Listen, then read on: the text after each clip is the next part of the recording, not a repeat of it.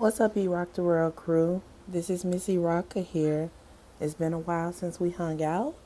Life has been moving, and I have been moving with it with the grace of God.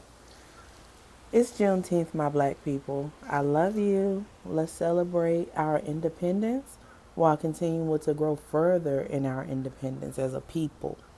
So I just had to get that public service announcement out.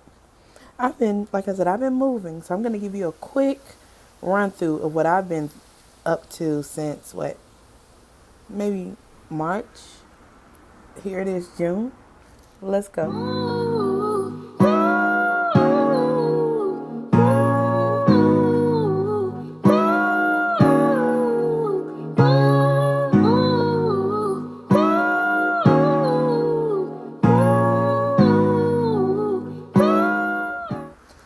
All right, so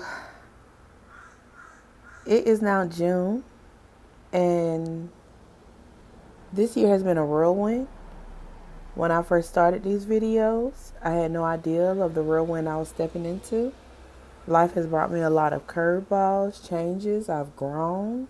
So the person that you see now is not the person that you saw back in January and February. I've grown and I've gone through a lot, but it's made me a better woman and a better servant of God, and I'm thankful for it.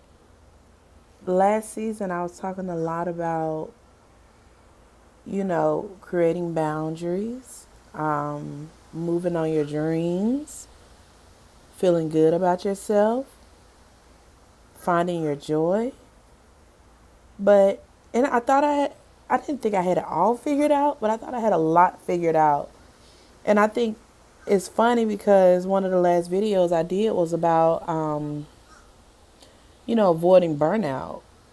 And I think shortly after that, I started to experience a moment of where I was coming to a place of burnout. And I had to make choices and I had to pay attention to my body. And that's what I did. In the past, I would say I had two burnouts in my life and in my career. The first one was in 2008, right after Obama was elected. I was working up in Michigan, had a team, and, we were doing some primary work and general election work to get the first black president elected. But shortly after that, I lost a really good friend during that time, and it really impacted me. And shortly after that election, I decided to step away from work for a while. That's when I decided to go and take 2 years to get my master's degree. So that's how I ended up getting my master's degree. The second time was in 2015, 2016. I was working in California. Um, just had a baby, was back at work. A lot of balls being thrown at me at one time, working several positions at once, and was just not feeling appreciated, not feeling happy about my work. And it's like my wires just crossed and I just couldn't work anymore. I took a break. I took a 1 year break and I took contracts and I sat on the side of a park in Leimert Park and sold beads, did art. I was a straight up hippie for a whole year. And I think that was one of my, that was a very healing year for me. And so now I'm going through all of these life changes. It's been about 7 years. So I'm batting averages at about 7 years per moment. I thank God I didn't have to have a third breakdown, but I did get close to it. And I just remember going to, I was working two campaigns. I, was hiring 3 people, including replacing myself because I got a promotion recently. Just having a lot of responsibilities coming at me at one time, no help. Um, and finally, I was able to, just step back. And, I thank God that I got the type of job where, my coworkers and my supervisor, who's not my partner, um, have my back in that way. And not just my back, anybody who we work with, like if they need a break or need to step away, we give them space to step away. And I've never had that in the past. So having the opportunity to step away saved me. It could have been stepping away for 3 or 4 days versus, crashing and needing to take 3 or 4 years because, those recoveries are very hard. That's why you got to be kind to yourself. listen to your body, take your breaks, slow down, because it catches up with you. And if you don't do those things, you'll get caught slipping. And we don't want to get caught slipping, right? So now I'm at a place where, I've taken my kids to their grandparents in San Diego for a month. I was going to take a month in LA, but things didn't work out that way. Um, I ended up in on the East Coast at the front part of my trip. So I took my kids to California, dropped them off. Their grandparents came and picked them up. I jumped right back on the plane the next day and went to New York. I was in New York for 3 days. I was supposed to go to New York. Then I was supposed to go and visit my sister in Jersey for 3 days, and then I would go to Philadelphia and speak at a national conference, which was the first of anything I've ever done of that scale. And so went to New York, had a great experience. Went to New Jersey, visited my sister and my nephew, had a great experience. Woke up on that last day and was feeling kind of stretchy in my throat. And I'm like, this is weird. And I thought maybe it was the sinuses because I'm from Alabama. I've been in, Alabama, California, New York, New Jersey, like all within a 4 day period. I thought maybe it was the atmosphere. And then I woke up the next day and I didn't have a voice. And I'm like, what is this? So I thought again atmosphere, and I finally started taking COVID tests because to go to the national conference that I participated in, you had to take a COVID test every day. So I took the COVID test; it was negative, but my voice was completely gone, and so I had to actually speak on Monday with no voice. I was hoarse. Um, but I was able to see a lot of great people. It was a great time. We stayed masked up, which is good. But I woke up on Tuesday morning and like I just I knew I was sick. So that by that time it had been about 4 or 5 days. I knew I was sick. So I called my sister and I told her to check her and my nephew to make sure that they were COVID negative. I'm testing negative, but I wanted them to see if they had COVID because she said that my nephew wasn't feeling well. Sure enough, they had COVID. So here I am in Philadelphia with COVID. I go to the doctor. They take a PCR test or whatever that test is called. They send it off. But at this point, I know I got COVID. So I was like, look, called my sister. I said, if y'all got COVID, we might as well just have COVID together because I don't really get a chance to see them or spend time with them. So it was an opportunity for me to come back to New Jersey, South Jersey, where she lived, which is 30 minutes from Philadelphia. And I took care of them because by this time my energy was fine. I just didn't have a voice. And so I cooked them chicken noodle soup. I made them big breakfasts. I was giving them hot toddies all day, helping them get back better. Because, one of the things I've learned about myself over the years is that I truly get joy out of serving people. It's an honor for me to serve people, no matter who. And so being here taking care of them was just a way for me to express my love and to just serve. And with that, I'm now on this forced vacation. I can't go anywhere. I got COVID.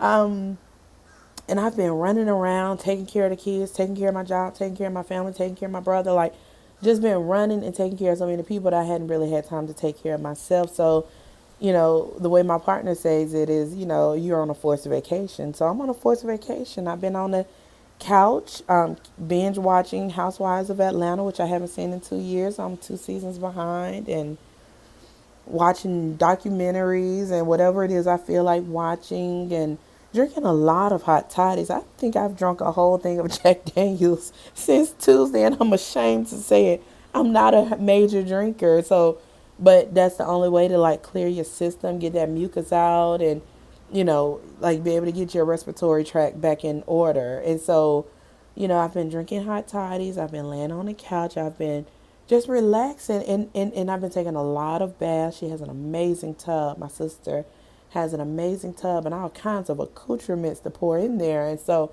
I've just been taking these daily baths, long baths. Yesterday I took 2 baths, and just getting my mind right because I know that the season that I'm stepping into professionally is going to be a very, you know, I don't want to say intense, but definitely a season that's going to push me and challenge me and continue to mold me. And I'm thankful for it, but I need to have my energy right to be able to go into it. So I welcome this break. It was hard at first, but I welcome it. Because of COVID, I'm now missing other opportunities. I was supposed to do something in DC that was like a big deal. Can't do that anymore. But it gives me the opportunity to step aside and give other people an opportunity to show up and show what they're working with. So I'm excited about, people stepping into new places, and I'm happy to be able to help facilitate that. But overall, I'm in a good place. I've learned a lot about myself. I learned a lot about, you know, what the loads I'm carrying and how to put them down, and just being kind to myself, doing things that I enjoy. Um, yeah, it's been interesting. Look at my blue sapphire ring. So there's a story behind this. I went to New Orleans with my sister, my brother, my cousin, my sister-in-laws, and we stayed in this really cool hotel. What's it? Hotel Mason, in off of St. Charles Street. An old hotel, but nice. Has a lot of character. But we're sitting outside in the courtyards. My cousin, who's my boy cousin, who's a year older, we've always been super close. He was down there, and I noticed he had on this ring on his finger. And the whole weekend I was like, "Oh, I just love blue sapphire. I just love your ring." And it's interesting because a couple of days before, I was just telling a few of my friends, like, I don't know how, I don't know when, but I'm gonna get me a big blue sapphire ring before this year is out. My cousin comes with this blue sapphire ring on, and I'm like, "This ring is so beautiful. I love your ring." And finally, at one point at the table, I just kind of go over to him and I was like, "Cousin, I just want you to know, like, that ring is dope." And I had just been telling somebody that I'm going to get me a ring like that this year. In my mind, I was just telling him, like, I'm finna go and buy me one. You done inspired me to go on and buy me one. I ain't got no money, so I was like, maybe I finance it. I don't know, but I knew I was gonna get a blue sapphire ring. And at that moment, he takes the ring off of his pinky finger and gives it to me. I have big hands for a woman. I have very large hands, and I don't fit most rings, especially off of somebody's pinky. But he takes his ring off and he gives it to me, and I put it on my ring finger, and it's a perfect fit. And I was just shocked that it could fit me, first of all, but second of all, it was lovely. And so I thanked him, and I went and I got me some blue tips the next week. So I might be rocking blue nails for a while. Um, but yeah, that's a story I wanted to share. You never know where your blessings are going to come from. You never know who you impacted and how you've impacted them. And, when you do something that's small but kind for someone, it may be nothing to you. But trust me, it's major to them. It was for my cousin. He acted as if it was nothing for him to give me this ring. He said, "Oh, it's been in the bottom of my bag. I never wear it. I don't even know what made me wear it today." But for me, I was touched, and I wear this ring every day. I love it. And every time I see it, I'm going to think about him. I'm tearing up. I'm so emotional these days. A part of this season I'm in is cleansing, so I'm always crying. I'm just overly grateful and thankful. God has been so good. So just, notice the small things. Thank God for everything, even if something is coming across as an obstacle or a challenge or something difficult. Thank God for it, because it's a part of building you into who you are, who God designed you to be. And yeah, I'm crying. Let me get off of this. Look, E-Rocks the World crew. Thank you for sitting through this and allowing me to share. Thank you for enduring my tears, which is what my sisters are having to deal with a lot these days. But just know that I'm happy, and I'm thankful, and I'm grateful, and I'm thankful for you. If you like this content, definitely the future ones are going to be a lot more. I ain't finna lie and say they're going to be upbeat, because they might not be upbeat, because I'm in a season of transition, so it might suck sometimes. But if you're interested in my journey and interested in what I have to say or share, click, like, subscribe, share with your people, and I'll be around.